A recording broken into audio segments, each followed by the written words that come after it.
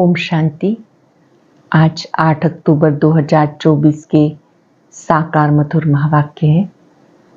आज की मधुर मुरली में बाबा ने बड़ी मधुर बात समझाई कि तुम बच्चों को बाबा की सेवा में मददगार बनना है। जो बच्चे बाबा की सर्विस में मददगार बनते हैं उनका भविष्य में बहुत ऊंच पद होता है। कई बच्चे चलते चलते सर्विस की बजाय डिस सर्विस करने लगते हैं। तुम बच्चों को चलते फिरते भी बाबा की याद में रहना है, जिससे बुद्धि रिफाइन बनती जाएगी। अपना समय और अपनी शक्तियों को वेस्ट नहीं करना। कई बाबा के बच्चे अपने समय और शक्तियों को वेस्ट करते हैं। जैसे कोई शरीर छोड़ता है तो बहुत से मनुष्य वहाँ पर बहुत खर्चा करते हैं। बाबा ने कहा कि जब आत्मा चली गई तो अब उस शरीर की कोई वैल्यू नहीं। तो यहाँ पर अपने समय और शक्ति को बचाना, अर्थात रोना नहीं। बाबा को याद करके उस आत्मा को शांति का दान देना है। जो भी संसार के अंदर स्कूलों में पढ़ाई जाती है, वहाँ पर जो हिस्ट्री मिलती है वो द्वापर कलयुग की मिलती है। सतयुग त्रेता के बारे में वो जानते नहीं। बाबा आते हैं, सारी हिस्ट्री ज्योग्राफी समझाते हैं। बाबा कहते मैं तुम बच्चों को फिर से मनुष्य से देवता बनाने के लिए आया हूँ। तुम अभी राजयोग सीखते हो। राजयोग सीख कर तुम्हें दिव्य गुण स्वयं में लाने हैं। ज्ञान के साथ साथ योग बहुत जरूरी है। अगर आप योग करते हैं, ज्ञान नहीं सुनते हैं, तो भी उन्नति नहीं होती है। ध्यान से समझेंगे इस बात को कि यहाँ पर जो हमें योग करना है वो समझ शक्ति से करना है और ज्ञान से वो समझ मिलती है, जिससे आत्मा पावन बन जाती है। बाबा ने कहा कि तुम बच्चों को बाबा की सेवा में अपना जीवन सफल करना है। जो बच्चे कदम कदम पर सर्विसेबल हैं वो बाबा के मददगार फूल हैं। बाबा ने कहा कई बच्चे तो ट्रेटर बन जाते हैं और ऐसे ट्रेटर बन जाते हैं कि वो विघन डालते रहते हैं। अपने को बाबा का भी बाबा समझ के चलते हैं कि मैं शिव बाबा का भी बाबा हूँ और जो मैं कहूँ बाबा को वैसा करना चाहिए। ऐसा ट्रेटर नहीं बनना है। क्या क्या होता है ये तो गुड़ जाने, गुड़ की गोथरी जाने, या तो शिव बाबा जाने या फिर ब्रह्मा बाबा जाने। मुख्य बात है याद से अपनी बुद्धि को शुद्ध बनाना, पवित्र बनाना। सुनते हैं बाबा के मधुर बोल। बाबा ने कहा मीठे बच्चे, बुद्धि को रिफाइन बनाना है तो एक बाप की याद में रहो। याद से आत्मा स्वच्छ बनती जाएगी। बुद्धि को रिफाइन बनाना है तो एक बाप की याद में रहो। याद से आत्मा स्वच्छ बनती जाएगी। क्वेश्चन है, वर्तमान समय मनुष्य अपना टाइम व मनी वेस्ट कैसे कर रहे हैं? वर्तमान समय मनुष्य अपना टाइम व मनी कैसे वेस्ट कर रहे हैं? जब कोई शरीर छोड़ता है उसके पीछे कितना पैसा आदि खर्च करते हैं। जब कोई शरीर छोड़कर चला गया तो उसकी कोई वैल्यू रही नहीं, इसलिए उसके पिछाड़ी जो कुछ करते हैं उसमें टाइम और मनी वेस्ट करते हैं। जब कोई शरीर छोड़ता है उसके पीछे कितना पैसा आदि खर्च करते। जब कोई शरीर छोड़कर चला गया उसकी कोई वैल्यू नहीं रही, इसलिए उसके पिछाड़ी जो कुछ करते हैं अपना टाइम और मनी वेस्ट करते हैं। ओम शांति। रूहानी बाप बैठ बच्चों को समझाते। ये भी ऐसे कहते हैं ना, फिर बाप है या दादा है, दादा भी कहेंगे रूहानी बाप। तुम बच्चों को नॉलेज सुना रहे हैं पास्ट, प्रेजेंट, फ्यूचर की। रूहानी बाप नॉलेज सुनाते हैं पास्ट, प्रेजेंट और फ्यूचर की। वास्तव में सतयुग से लेकर त्रेता अंत तक क्या हुआ ये मुख्य बात है। बाकी द्वापर कलयुग में कौन कौन आई, क्या क्या हुआ, उसकी हिस्ट्री ज्योग्राफी तो बहुत है। सतयुग त्रेता की कोई हिस्ट्री ज्योग्राफी है नहीं, तो सबकी हिस्ट्री ज्योग्राफी और तो है, बाकी देवी देवताओं को लाखों वर्ष पहले ले गए। ये बेहद की बेसमझी है। तुम भी बेहद की बेसमझी में थे, अभी थोड़ा थोड़ा समझ रहे हो। कोई तो अभी भी कुछ समझते नहीं, बहुत कुछ समझने का है। बाप ने आबू की महिमा पे समझाया, इस पे ख्याल करना चाहिए, तुम्हारी बुद्धि में आना चाहिए। तुम यहाँ बैठे हो, तुम्हारा यादगार दिलवाड़ा मंदिर कब बना है, कितने वर्ष बाद बना? कहते 1250 वर्ष हुए, तो बाकी कितने वर्ष रहे? 3750 वर्ष रहे। तो उन्होंने अभी का यादगार और बैकुंठ का यादगार बनाया। मंदिरों की भी कंपटीशन होती है, एक दो से अच्छा बनाएंगे। अभी तो पैसा ही कहाँ है जो बनाए, पैसा तो बहुत था, तो सोमनाथ का मंदिर कितना बड़ा बनाया, अभी तो बना ना सके। भले आगरा आदि में बनाते हैं, परंतु वो है फालतू। मनुष्य अंधियारे में है, इस समय मनुष्य अंधियारे में, जब तक बनावे तब तक विनाश भी आ जाएगा। ये बातें कोई भी नहीं जानते, तोड़ते और बनाते रहते, पैसे मुफ्त में आते रहते, सब वेस्ट जाता है। Waste of time, waste of money, waste of energy. समय, शक्ति, धन सब व्यर्थ गया। कोई मरता तो कितना टाइम गवाते हैं, हम कुछ भी नहीं करते, आत्मा तो चली गई, बाकी खाल क्या काम की? सर्प खाल छोड़ देता है, उसकी कोई वैल्यू है क्या? कुछ भी नहीं।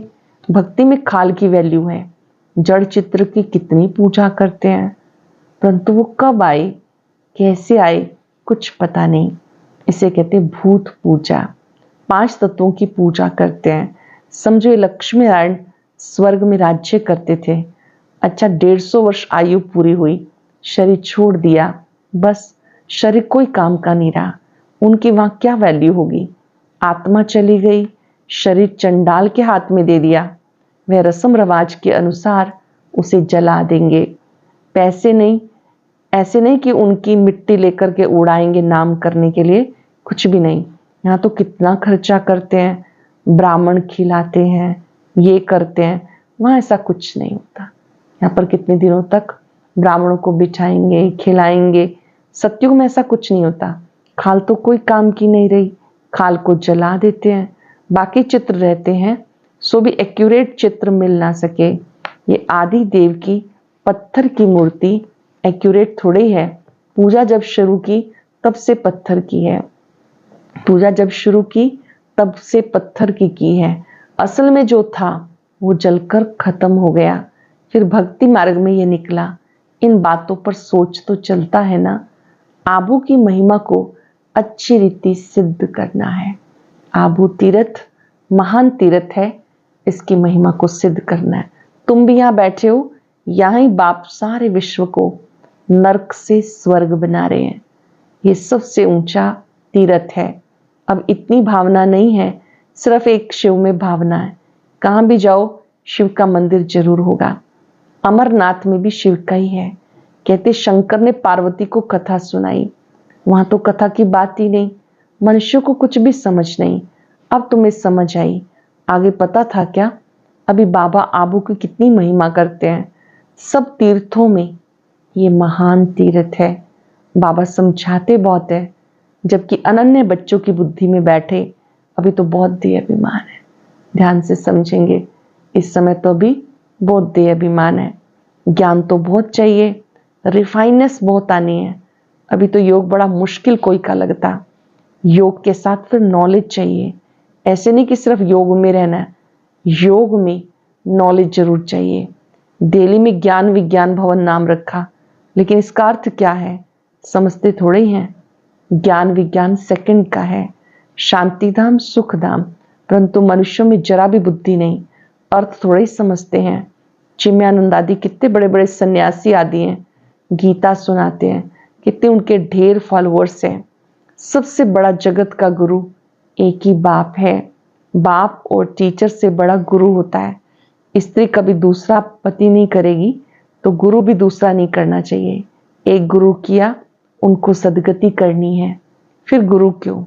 सतगुरु एक ही बेहद का बाप है। गुरुओं का भी गुरु सतगुरु एक बेहद का बाप है, सबकी सदगति करने वाला। परंतु इन बातों को बहुत है जो बिल्कुल समझते नहीं। बाबा ने समझाया, राजधानी स्थापन हो रही है तो नंबरवार होंगे ना, कोई तो रिंचक भी समझ नहीं सकते। ड्रामा में पार्ट ऐसा है, राजधानी बन रही है, नंबरवार तो होंगे, कोई तो रिंचक भी समझ नहीं सकते। टीचर तो समझ सकते हैं, जिस शरीर द्वारा समझाते उनको भी मालूम पड़ता है। ये तो गुड़ जाने और गुड़ की गोत्री जाने। गुड़ शिव बाबा को कहा जाता, वो सबकी अवस्था को जानते हैं, हर एक की पढ़ाई से समझ सकते हैं कौन कैसे पढ़ते हैं, कितनी सर्विस करते हैं, कितना बाबा की सर्विस में जीवन सफल करते हैं, कौन कैसे पढ़ते हैं, कितनी सर्विस करते हैं, कितनी बाबा की सर्विस में जीवन सफल करते हैं। ऐसे नहीं कि इस ब्रह्मा ने घर बार छोड़ा इसलिए लक्ष्मी नारायण बनते हैं, मेहनत करते हैं ना। ब्रह्मा बाबा ने भी कितनी मेहनत की, कितनी तपस्या की, कितनी सेवा की। ये नॉलेज बहुत ऊंची है। कोई अगर बाबा की अवज्ञा करते हैं तो एकदम पत्थर बन जाते हैं, अवज्ञा करते हैं तो पत्थर बन जाते। बाबा ने समझाया ये इंद्र सभा है, शिव बाबा ज्ञान वर्षा करते हैं, उनकी अवज्ञा की तो शास्त्रों में लिखा है पत्थर बुद्धि हो गए। इसलिए बाबा सबको लिखते हैं, साथ में संभाल से कोई को लेके आओ। ऐसे नहीं कि विकारी और पवित्र यहां करके बैठे, नहीं तो फिर ले आने वाली ब्राह्मणी पर दोष पड़ जाता है। बाबा मिलन की सभा में जो नियम होते हैं वो पालन करके जाना है, नहीं तो जो ले जाने वाला है उस पर भी दंड आ जाता है। ऐसे कोई को नहीं लाना, बड़ी रिस्पॉन्सिबिलिटी है। बहुत ऊंचते ऊंच बाप है, तुम्हें विश्व की बादशाही देते हैं तो उनका कितना रिगार्ड रखना है। बहुतों को मित्र संबंधी आदि याद पड़ते और बाबा की याद नहीं। अपने मित्र संबंधी रिश्तेदार वो याद रहते हैं, बाबा की याद नहीं, अंदर ही गुटखा खाते रहते। बाबा समझाते ये आसुरी दुनिया है, अभी दैवी दुनिया बनती। हमारी एम ऑब्जेक्ट ये है, ये लक्ष्मी नारायण बनना है। जो भी चित्र हैं सबकी दुख की बायोग्राफी तुम जानते हो, जो भी हैं उनके आप बायोग्राफी को जानते हो। मनुष्यों को समझाने के लिए कितनी मेहनत की जाती, तुम भी समझते होंगे। ये कुछ अच्छा बुद्धिमान है, ये तो कुछ नहीं समझते हैं। तुम बच्चों में जिसने जितना ज्ञान उठाया उस अनुसार सर्विस कर रहे हैं। जिसका जिसको ज्ञान समझ में आ गया जितना, वो उतनी सर्विस करते हैं। मुख्य बात है गीता के भगवान की। सूर्यवंशी देवी देवता ये एक ही शास्त्र है, अलग अलग नहीं है, ब्राह्मणों का भी अलग नहीं। ये बड़ी समझने की बातें हैं। इस ज्ञान मार्ग में चलते चलते अगर विकार में गिर पड़े तो ज्ञान बह जाएगा। चलते चलते विकार में चले गए तो ज्ञान बह जाएगा। बहुत अच्छे जाकर विकारी बने तो पत्थर बुद्धि हो गई। इसमें बड़ी समझ चाहिए। बाबा जो समझाते उन्हें उगारना चाहिए। यहाँ तुम्हें बहुत सहज है, कोई लौकिक कार्य व्यवहार हंगामा आदि नहीं है। मधुबन में आते हैं, कोई लौकिक कार्य व्यवहार हंगामा आदि कुछ नहीं। बाहर में रहने से धंधे आदि की बड़ी चिंता रहती है, माया खूब तूफान में ले आती। यहाँ तो एकांत लगी पड़ी है। बाप तो फिर भी बच्चों को पुरुषार्थ कराते हैं, ये बाबा भी पुरुषार्थी है, ब्रह्मा बाप भी पुरुषार्थी है। पुरुषार्थ कराने वाला बाप है, इसमें विचार सागर मंथन करना पड़ता। यहाँ तो बाबा बच्चों के साथ बैठे हैं, जो पूरी उंगली देते हैं उनको सर्विसेबल कहेंगे। पूरी उंगली देते माना पूरा सहयोग देते हैं, उनको सर्विसेबल कहेंगे। बाकी गुटखा खाने वाले तो नुकसान करते हैं और ही डिससर्विस करते हैं, विघन डालते हैं। ये तो जानते हो, महाराजा महारानी बनेंगे तो उनके दास दासियां भी चाहिए, वो भी यहाँ के ही आएंगे। सारा मदार पढ़ाई पर है। इस शरीर को भी खुशी खुशी छोड़ना है। जब हम जाएं तो खुशी खुशी देह त्याग हो, क्योंकि कमाई जमा की है तो खुशी खुशी त्याग देंगे। यहाँ पर खुशी से शरीर छोड़ना है। पुरुषार्थ के लिए टाइम मिला हुआ है, ज्ञान सेकंड का है। बुद्धि में शिव बाबा से वर्षा मिलता, थोड़ा भी ज्ञान सुना, शिव बाबा को याद किया तो बाबा कहते स्वर्ग में आ सकते हैं। प्रजा तो बहुत बननी है। हमारी राजधानी सूर्यवंशी चंद्रवंशी यहाँ स्थापन हो रही है। बाबा का बनकर अगर गिलानी करते हैं तो बहुत बोझा चढ़ता है। बाबा का बनकर अगर ग्लानि करते हैं तो बहुत बोझा चढ़ता है, एकदम जैसे रसातल में चले जाते हैं। बाबा ने समझाया जो अपनी पूजा बैठ कर आते वो पूज्य कैसे कहला सकते हैं। सबका सदगति दाता, कल्याण करने वाला एक बाप है। मनुष्य शांति का भी अर्थ नहीं समझते। हठ योग से प्राणायाम आदि चढ़ाना उसको शांति समझते हैं। उसमें बहुत मेहनत लगती, कोई की ब्रेन खराब हो जाती, प्राप्ति कुछ भी नहीं, वो अल्पकाल की शांति। जैसे सुख को अल्पकाल कागविष्टा समान कहते हैं, ऐसे वो शांति भी कागविष्टा के समान है। वह ही अल्पकाल के लिए बाबा 21 जन्मों के लिए सुख शांति दोनों देते हैं। कोई तो शांति धाम में पिछाड़ी तक रहते होंगे, जिनका पार्ट है वो इतना सुख थोड़े देख सकेंगे। वहां भी नंबरवार मर्तबे होंगे, बोले दास दासियां होंगे, परंतु अंदर थोड़े ही आ सकेंगे। दास दासियां महल के अंदर थोड़ी आ सकेंगे। श्री कृष्ण को भी देख ना सके, सबके अलग अलग महल होंगे, कोई टाइम होगा देखने का। जैसे देखो पोप आता है, उसका दर्शन करने के लिए कितने लोग जाते हैं, ऐसे बहुत निकलेंगे जिनका बहुत प्रभाव होगा। लाखों मनुष्य जाएंगे दर्शन करने के लिए। यहाँ शिव बाबा का दर्शन कैसे होगा, ये समझने की बातें हैं।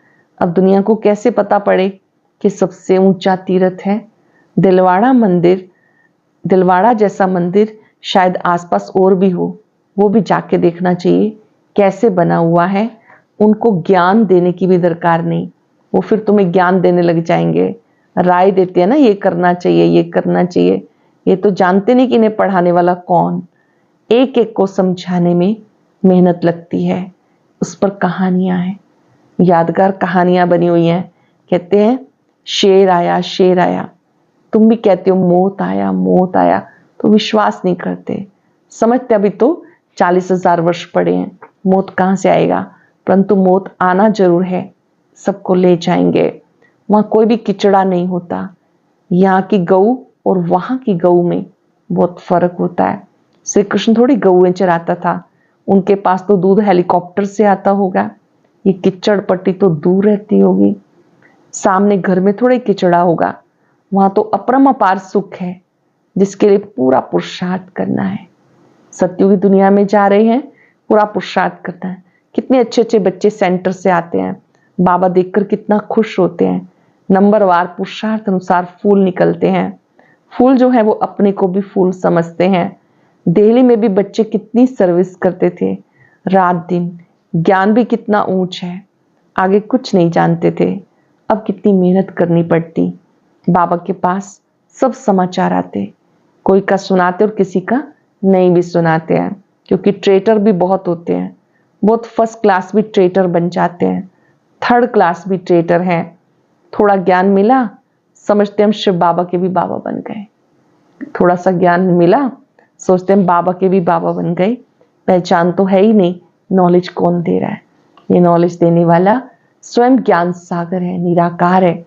अच्छा, मीठे मीठे सिक्के लदे बच्चों प्रति माता पिता बाप दादा का याद प्यार गुड मॉर्निंग। रूहानी बाप की रूहानी बच्चों को नमस्ते। रूहानी बच्चों की रूहानी बाप दादा को याद प्यार नमस्ते, गुड मॉर्निंग। शुक्रिया बाबा, शुक्रिया। धारणा के लिए सार।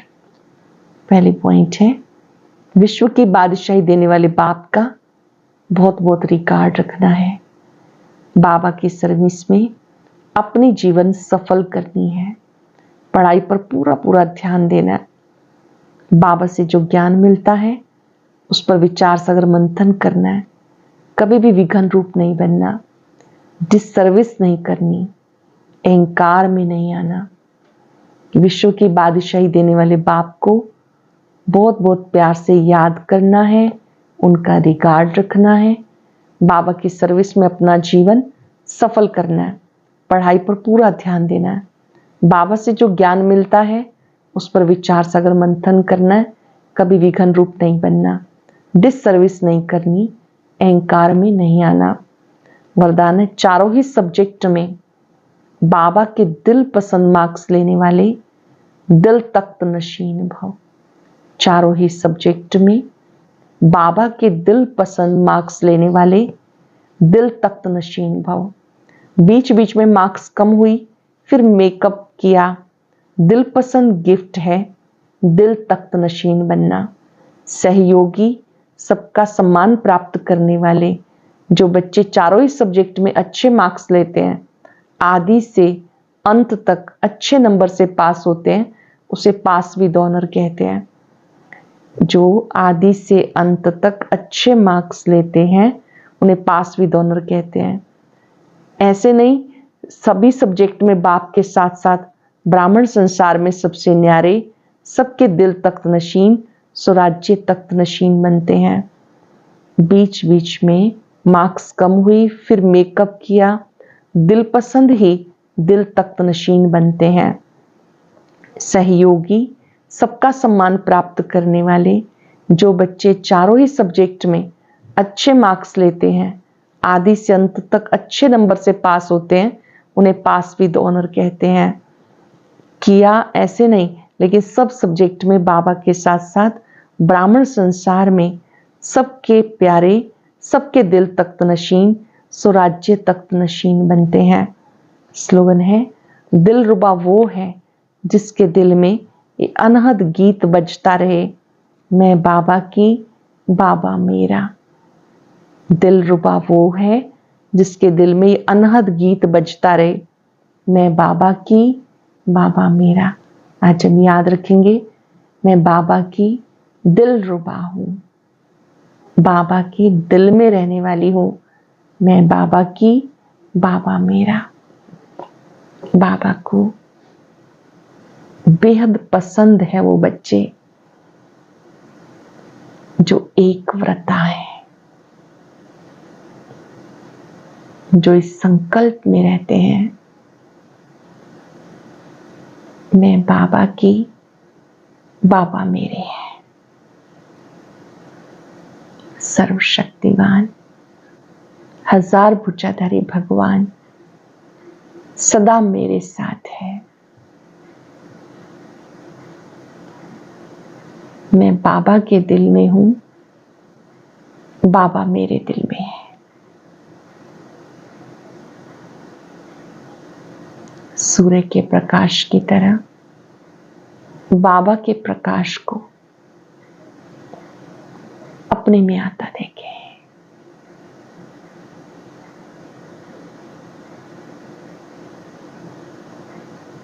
इस संकल्प में एकाग्र हो जाएं, मैं बाबा की दिल रुबा हूं। शुक्रिया बाबा, शुक्रिया। ओम शांति।